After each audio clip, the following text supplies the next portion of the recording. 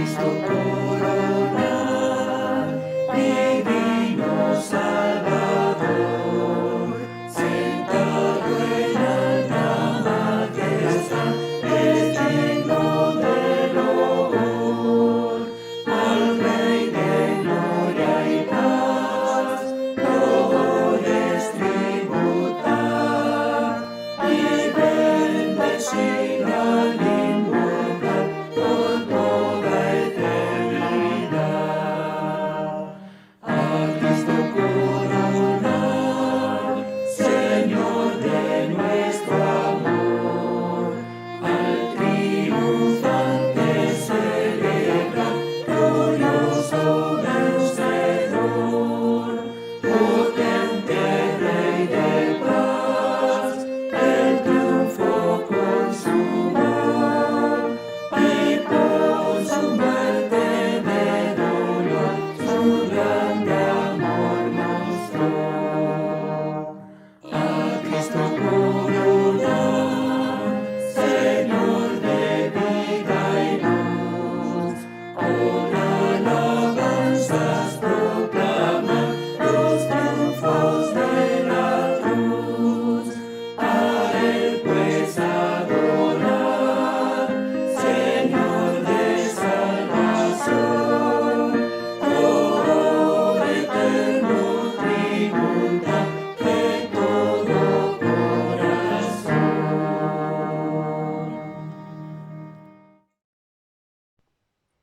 ¿Qué tal, queridos hermanos? Vamos a seguir con nuestro estudio respecto al tabernáculo y hoy nos toca un utensilio muy interesante con muchas aplicaciones para nosotros y respecto al Señor Jesucristo también. Lo encontramos en Éxodo 25, vamos a leer a partir del versículo 23. Éxodo 25, 23. Harás asimismo una mesa de madera de acacia, y su longitud será de 2 codos, y de 1 codo su anchura, y su altura de codo y medio. Y la cubrirás de oro puro, y le harás una cornisa de oro alrededor. Le harás también una moldura alrededor de 1 palmo menor de anchura, y harás a la moldura una cornisa de oro alrededor. Y le harás 4 anillos de oro, los cuales pondrás en las 4 esquinas que corresponden a sus 4 patas. Los anillos estarán debajo de la moldura para lugares de las varas para llevar la mesa. Harás las varas de madera de acacia, las cubrirás de oro y con ellas será llevada la mesa. Harás también sus platos, sus cucharas, sus cubiertos y sus tazones con que se libará de oro fino los harás. Y pondrás sobre la mesa el pan de la proposición delante de mí continuamente. Hasta aquí la lectura en principio. Entonces vemos allí, en primer lugar, vamos a ver la mesa y dentro del tema de la mesa, su hechura. ¿De qué estaba hecho? Bueno, la mesa de los panes había sido hecho de madera de acacia y recubierto por oro fino, la primera vez que se nombra respecto a los utensilios. Su medida era más o menos 90 por 45 y unos 70 centímetros de alto, un poquito menos de 70 centímetros. Tenía una moldura alrededor de la mesa y sobre ella una cornisa todavía, también de oro. Y esto era de 1 palmo menor, que serían 4 dedos. Este era un adorno muy selecto y tenía el fin práctico para evitar la caída de los panes. La mesa era llevada por medio de 2 varas de madera de acacia recubiertos de oro y que pasaban por unos anillos que estaban allí junto a las patas de esa mesa. Cuando tenían que avanzar y levantar el campamento y desarmar el tabernáculo, los hijos de Coat tenían que hacer lo que dice en Números 4, 4 al 8, simplemente se los leo. Sobre la mesa de la proposición extenderán un paño azul y pondrán sobre ella las escudillas, las cucharas, las copas y los tazones para libar, y el pan continuo estará sobre ella. Y extenderán sobre ella un paño carmesí, y lo cubrirán con la cubierta de pieles de tejones, y le pondrán sus varas. Allí tenemos esas 3 telas cubiertas que ya vemos también respecto al tabernáculo. Ahora, esto en cuanto a la hechura. En segundo lugar, en relación a la mesa, vamos a ver el simbolismo respecto a Israel. Obviamente estamos hablando acá de 12 panes, símbolo de las 12 tribus, no hay ningún lugar a duda al respecto, y estaban sobre esa mesa como que Dios llevaba al pueblo a través del desierto hasta el lugar prometido para ellos.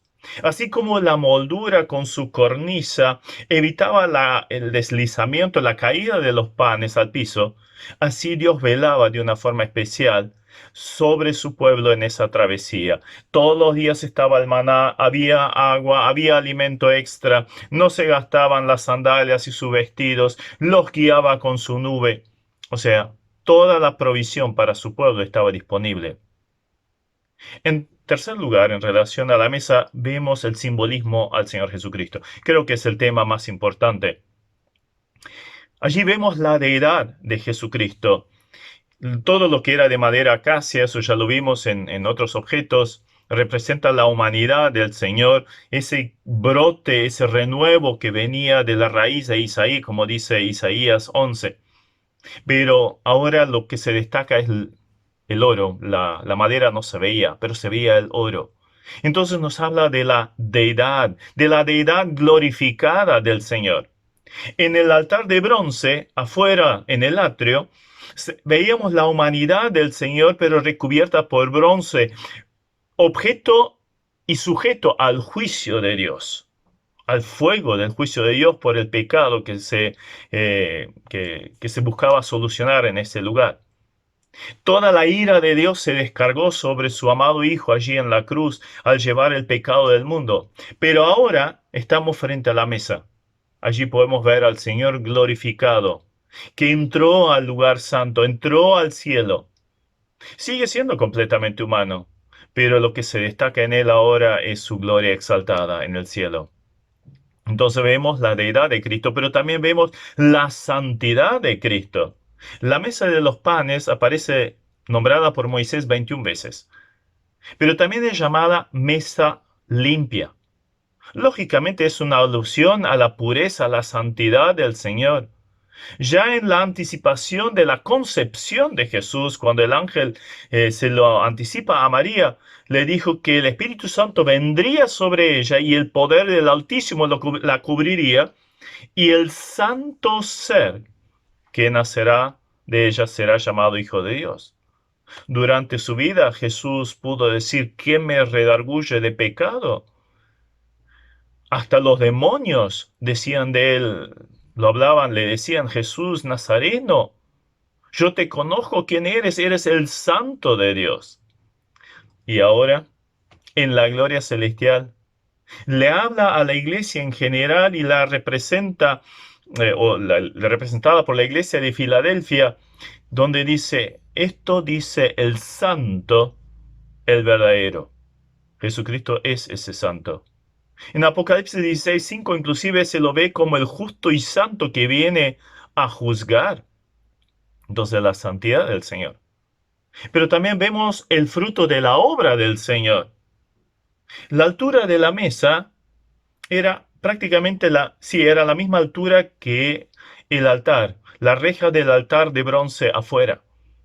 Sobre el altar se encontraba la leña para el sacrificio y el sacrificio.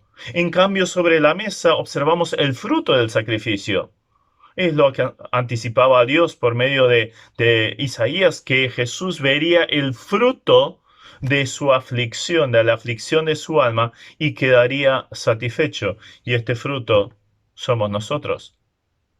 Pero también acá en esta mesa vemos simbolizada la realeza de Cristo. Arriba de esa moldura había una cornisa, como coronando todo alrededor de esa mesa.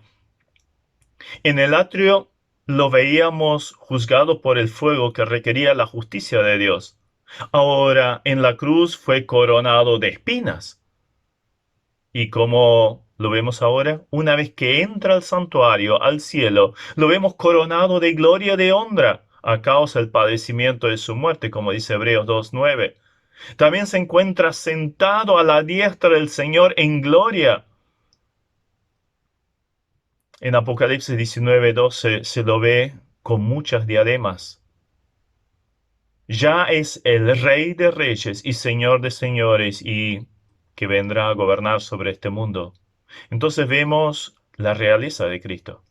Pero también vemos el pastoreo de Cristo, porque esta mesa tenía dos varas a través de las cuales se la llevaba por medio del desierto. Y si yo pienso en dos varas, inmediatamente pienso en el Salmo 23.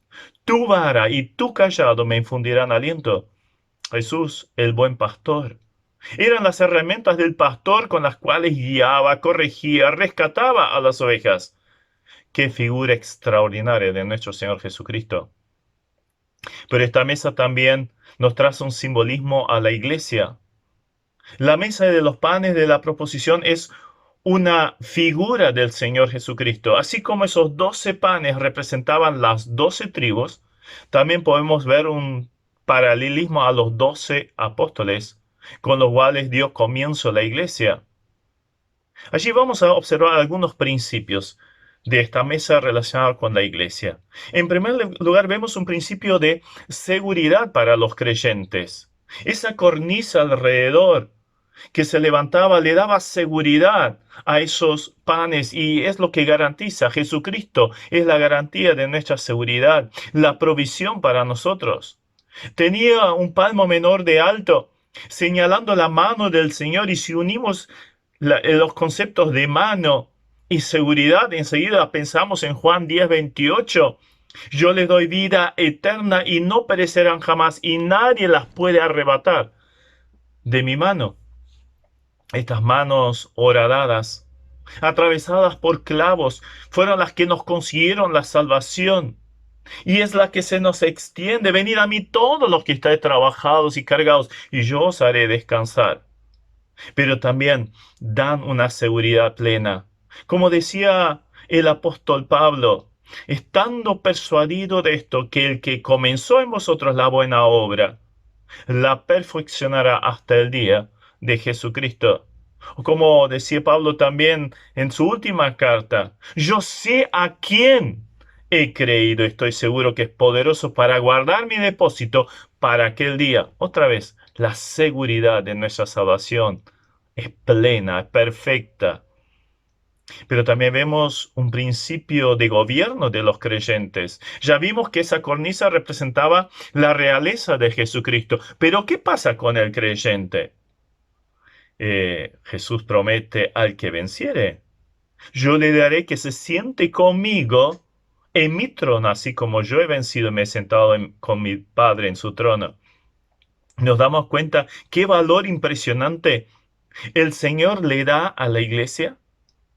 Sus planes son extraordinarios. Vamos a reinar, gobernar con el Señor Jesucristo. Entonces vivamos ya ahora respecto a esa función y esa alta posición que habremos de tener. También vemos un principio de pastoreo hacia los creyentes. Vemos esas dos varas de las cuales ya hablamos del buen pastor que entregó su vida por las ovejas. Se lo llama el gran pastor y esto da seguridad a cada uno de nosotros.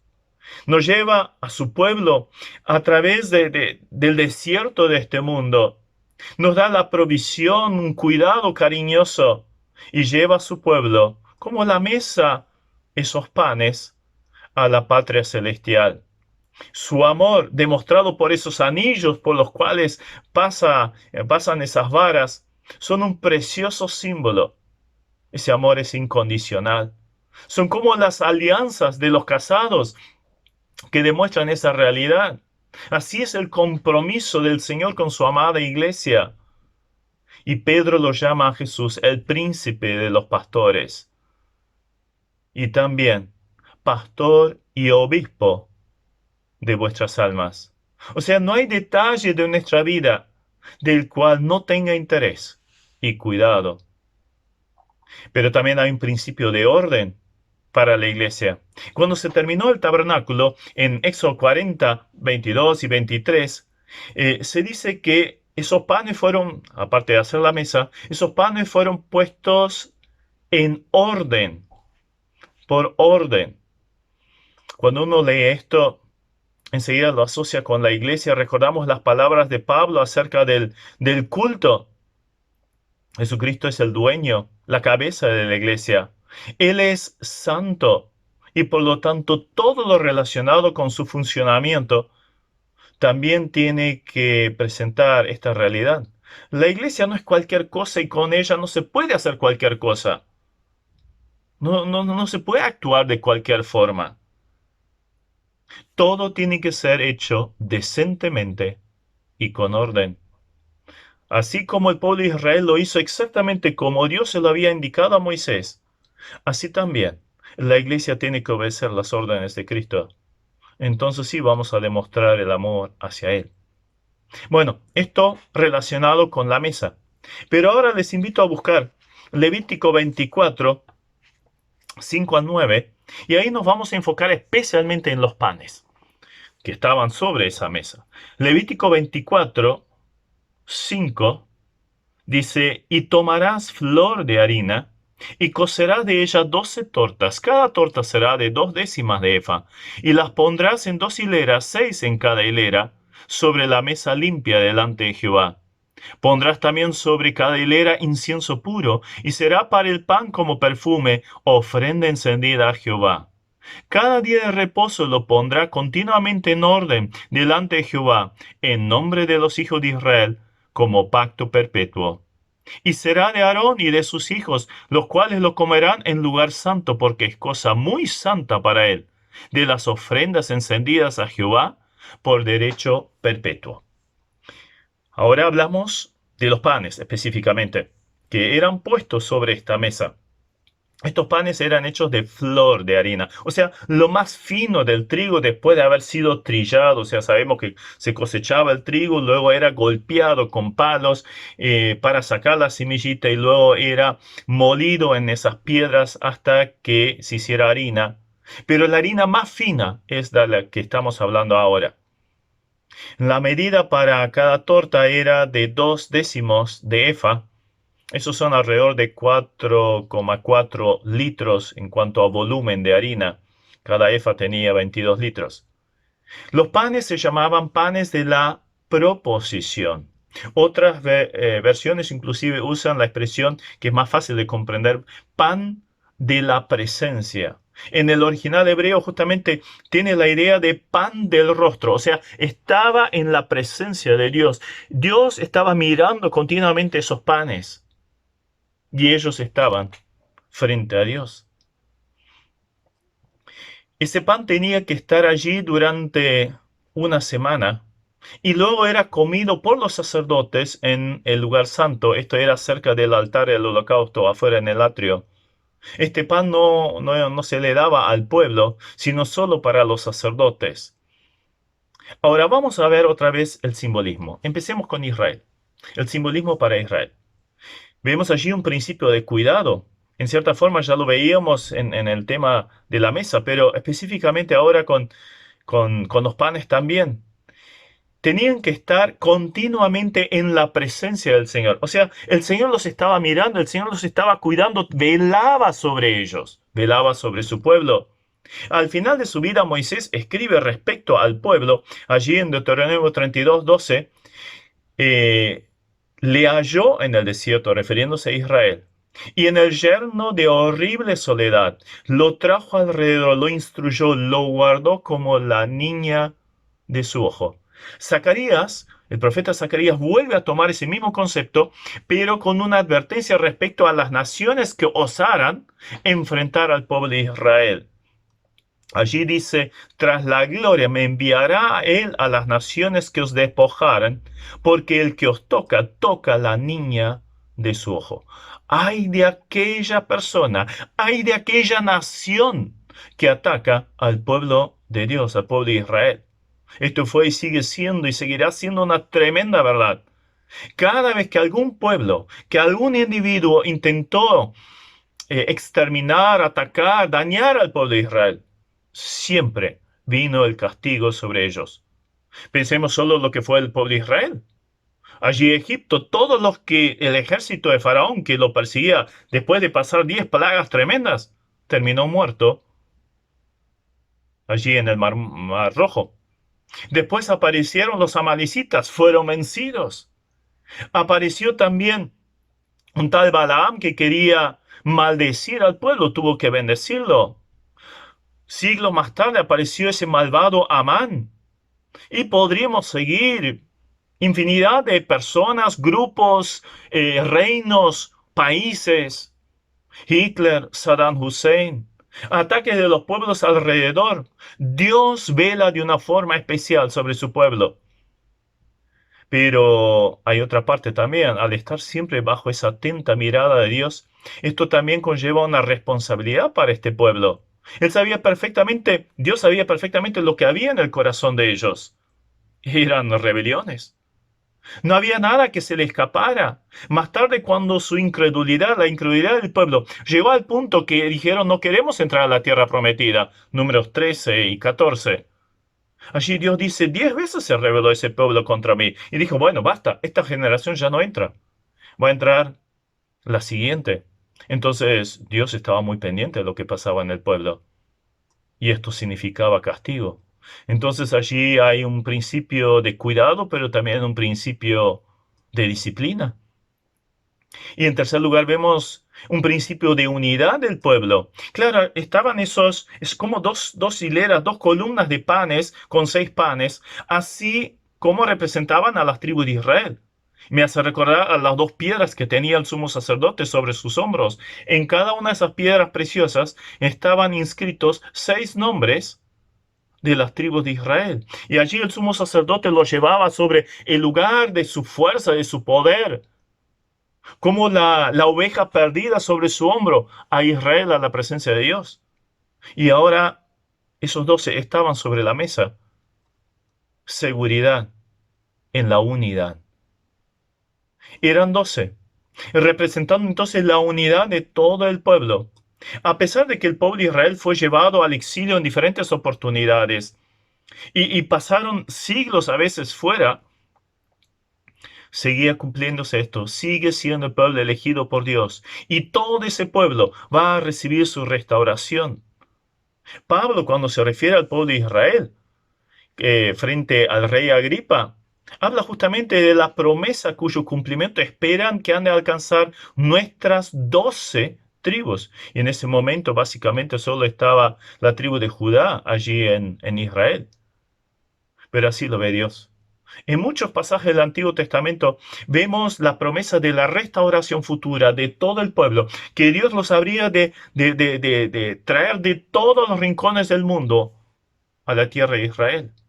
El profeta Ezequiel, específicamente en Ezequiel 37 y 38, nos habla de esa restauración física y espiritual de la nación de Israel.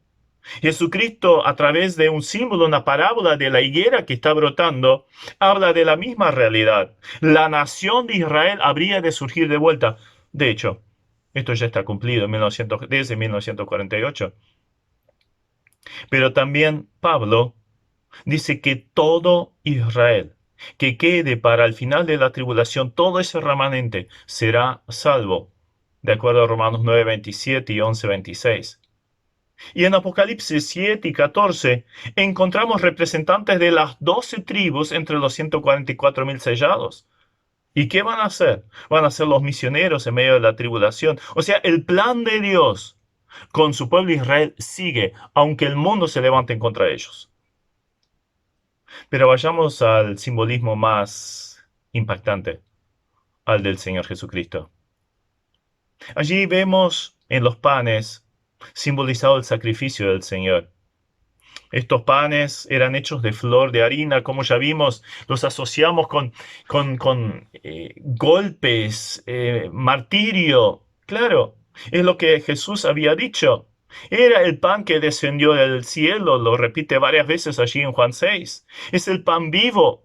Pero ¿qué tuvo que pasar antes? Tuvo que morir. Jesucristo mismo dijo que esta semilla de trigo, ese grano de trigo, si no cae en tierra y muere, queda solo y no puede llevar fruto. Pero justamente al morir, llevaría mucho fruto y nosotros somos parte de esto, todos los que hemos creído en él. Pero luego ese grano tenía que ser trillado, o sea, golpeado. Después tenía que ser molido hasta quedar bien fino. Pero para convertirse en pan, ¿qué faltaba? Pasar por el horno, ser expuesto al fuego. Qué claros que son estos símbolos. Nos hablan de mucho sufrimiento, de completa entrega al juicio que cargó por la humanidad, por nuestra culpa, cargando nuestro pecado. Esta harina fina también nos habla de su pureza. Él fue completamente sin pecado. Pedro justamente acusó a los judíos diciendo: mas vosotros negasteis al santo y justo. Fue acusado, condenado, llevado a la cruz, a pesar de ser completamente justo. Vemos entonces el sacrificio de Cristo. Pero también en estos panes vemos la recordación de Cristo, íntimamente relacionado con lo anterior. Tenemos que pensar en la institución de la cena del Señor. Jesús le dijo a los suyos: tomad, comed, este es mi cuerpo que por vosotros es partido. Haced esto en memoria de mí. Él es el pan partido. Su cuerpo fue clavado allí en la cruz. Y al comer de este pan, recordamos su obra, su entrega, y damos gracias a Él por su salvación. Pero vemos también el precio de la redención. Yo pensaba, ¿de dónde sacaron los israelitas ahí en el desierto trigo para hacer esos panes? Si en el desierto no crecía trigo, todavía no habían llegado a la tierra prometida. Evidentemente se lo tuvieron que comprar a alguna caravana que pasaba por allí. O sea, tuvieron que pagar un precio para lograr hacer esos panes. Me hace recordar también a las palabras de David cuando tuvo que ofrecer un sacrificio por su propio pecado. Y alguien se lo quería regalar y dice: no sacrificaré holocausto que nada me cueste. El maná caía todos los días ahí alrededor de las tiendas de los israelitas. Pero acá tenían que tomar grano y les había costado algo. Y nosotros sabemos cuál fue el precio pagado por nuestro rescate. No con oro, no con plata, no con piedras preciosas, sino con la preciosa sangre de Jesucristo, como de un cordero sin mancha y contaminación. Pero pasemos a otro simbolismo más, el simbolismo de los panes respecto a la iglesia. Allí vemos un principio de fruto del sacrificio. Ya lo habíamos nombrado al pasar. En el altar de bronce afuera y la mesa adentro del santuario tenían la misma altura, pero uno estaba afuera, otro estaba adentro.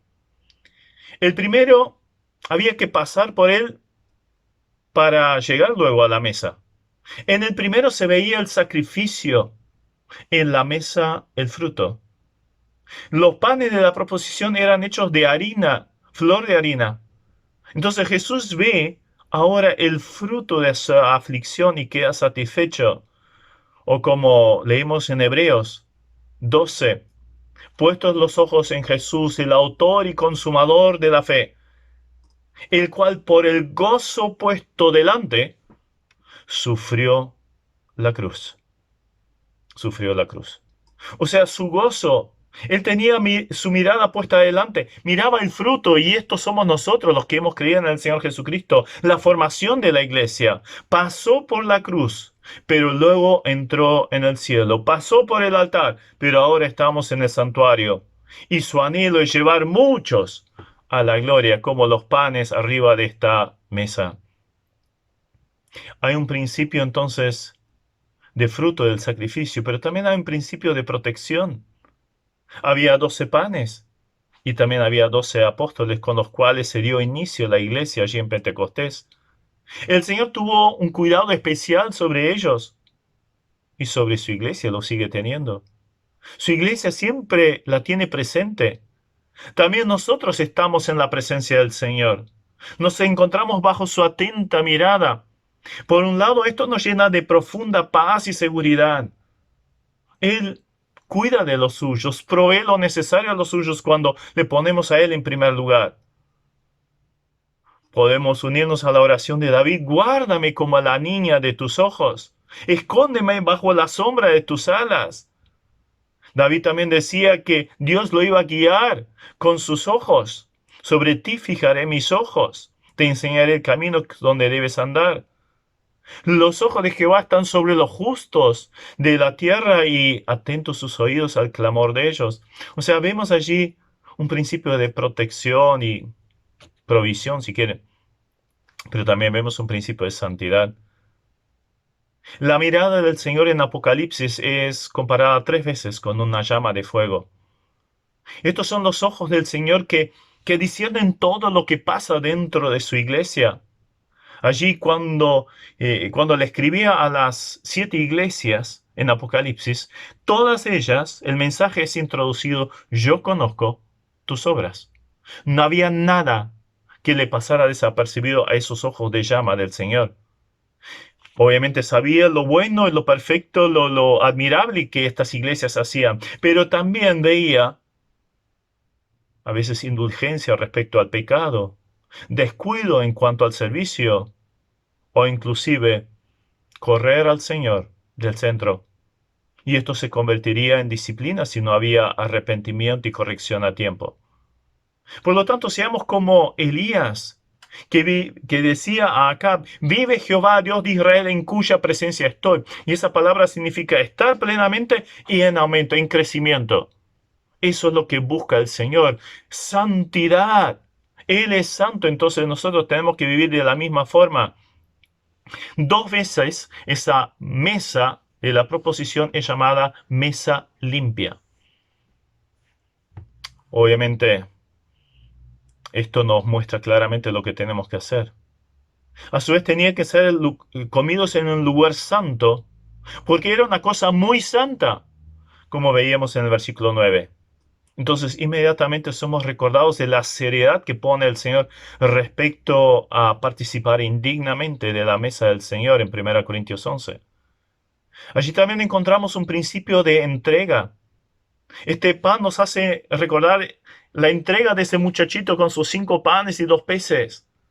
Y así también tiene que ser toda nuestra vida, todo lo que somos y tenemos, dispuesto en un sacrificio vivo y santo.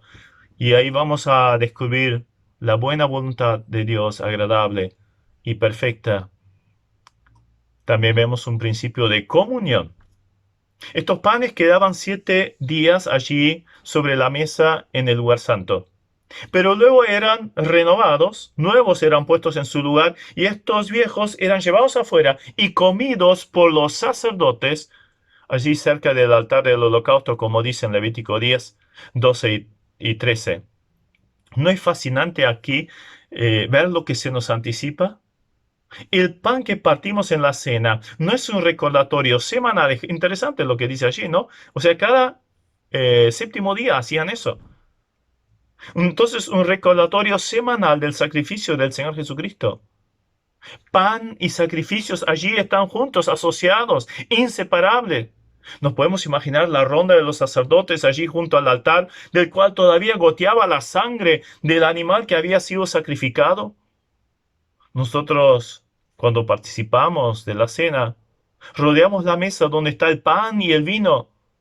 Nos recordamos del sacrificio hecho a nuestro favor. Ahora, otra vez nos queremos enfocar a esas 2 hileras de 6 panes cada uno, junto a la mesa, sobre la mesa en la presencia del Señor. Habla de la unidad de la iglesia. En Efesios 4, el apóstol nos recuerda guardar la unidad del Espíritu en el vínculo de la paz. Tenemos que guardar esa unidad como iglesia. También hay un principio de pacto, porque estos panes sobre la mesa de la proposición, o sea, en la presencia de Dios, eran un símbolo de un pacto entre Dios y el pueblo de Israel. Versículo 8 decía: cada día de reposo lo pondrá continuamente en orden delante de Jehová, en nombre de los hijos de Israel, como pacto perpetuo. Así también el creyente, cuando se acerca a la mesa y participa de los símbolos, se recuerda de la sangre del nuevo pacto hecha con Dios a través de Jesucristo. Esa sangre derramada por muchos para remisión de pecados. También vemos un principio de separación. No era el pueblo que comía de este pan, eran solo los sacerdotes. Decía el versículo 9. Ahora, ¿qué somos nosotros? ¿Qué es la iglesia? Sacerdocio santo, real sacerdocio. Y allí nosotros podemos participar con gozo. En la cena solo participan los verdaderamente convertidos en real sacerdocio. Y para terminar, todavía tenemos que enfocarnos un momento a lo que es el incienso. Sobre esas dos pilas de panes habían unas vasijas con incienso adentro, que luego era quemado sobre el altar. Vemos cómo se completa la obra y la figura del Señor. Esa disposición del Señor a ser ofrecido, al ser derramado como una libación, un perfume que sube a la presencia de Dios. Dos veces Dios el Padre da testimonio de esa realidad mientras Jesús estaba sobre la tierra. Este es mi Hijo amado en el cual tengo complacencia. Su vida fue un perfume. Luego fue ungido con un perfume que era símbolo de la adoración. Por lo tanto, que nuestra adoración suba con un perfume a la presencia de Dios. Varias veces vemos este concepto que el incienso es un símbolo de las oraciones. Y lo vemos específicamente de parte de la iglesia, adorando al Cordero en el cielo. Y por eso quiero terminar con Apocalipsis 5, 8 en adelante. Allí, después de que la iglesia ya esté arrebatada en el cielo, vemos algo muy interesante. Vemos 24 ancianos que son representativos de la iglesia. Y miren lo que hacen. Adoran al Cordero. Allí dice, y cuando hubo tomado el libro, los 4 seres vivientes y los 24 ancianos, se postraron delante del Cordero. Todos tenían arpas y copas de oro llenas de incienso, que son las oraciones de los santos, y cantaban un nuevo cántico diciendo, digno eres de tomar el libro, de abrir sus sellos, porque tú fuiste inmolado, y con tu sangre nos has redimido para Dios, de todo linaje, lengua, pueblo y nación. La iglesia. Y nos has hecho para nuestro Dios reyes y sacerdotes, lo que veníamos diciendo, y reinaremos sobre la tierra, otra cosa que ya estuvimos enfatizando. Y miré y oí la voz de muchos ángeles alrededor del trono, y de los seres vivientes y los ancianos, y su número era millones de millones, y decían a gran voz, el Cordero que fue inmolado es digno de tomar poder, la riqueza, la sabiduría, la fortaleza, la honra, la gloria, la alabanza. Y todo lo creado que está en el cielo y sobre la tierra y bajo la tierra en el mar, y todas las cosas que en ellos hay, oí decir, al que está sentado en el trono y al Cordero, sea la alabanza, la honra, la gloria y el poder por los siglos de los siglos. Y los 4 seres vivientes decían amén. Y la iglesia y los 24 ancianos se postraron sobre su rostro y adoraron al que vive por los siglos de los siglos. No podía ser de otra forma. Después de observar el sacrificio, el fruto, esos panes, el incienso, tenemos todo. Tenemos nuestra posición de salvos, de cuidados por el Señor. Tenemos el perdón de pecados. Tenemos el fruto de su sufrimiento. Tenemos al Cordero, su sangre, su sacrificio que produjo la iglesia. Y todos juntos estamos allí, admirados por el sacrificio del Señor. Entonces, ¿qué otra cosa podemos hacer sino solo adorar a nuestro bendito Salvador, el Señor Jesucristo? Que suba como un incienso a su presencia nuestra oración, nuestra gratitud por lo que Él ha hecho a nuestro favor. A Él sea la gloria por toda la eternidad. Pero empecemos a dársela ahora. Amén. Su palabra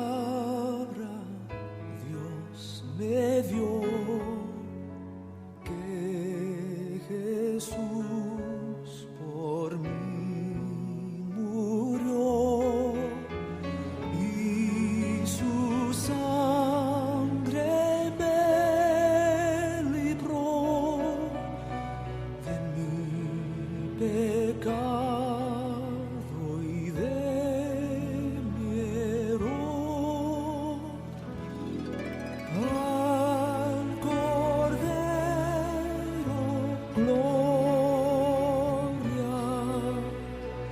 Gloria,